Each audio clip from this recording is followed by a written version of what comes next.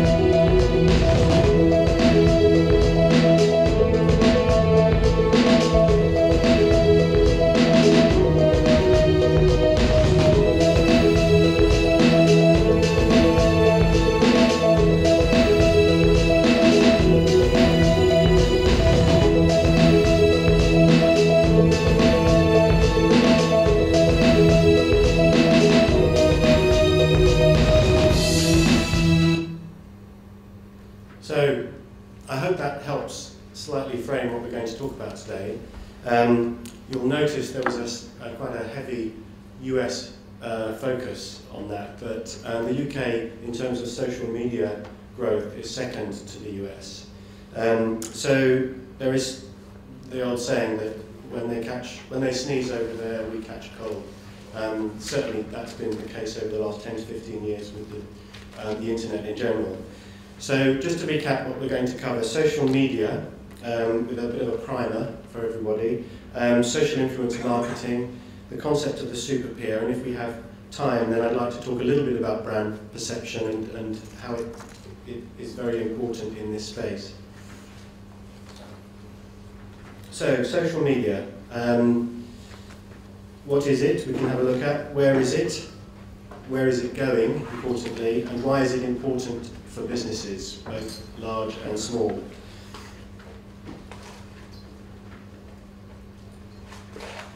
In order to understand what social media is, it's important to step back and just remind ourselves what people use the internet for in general. And they tend to be four things.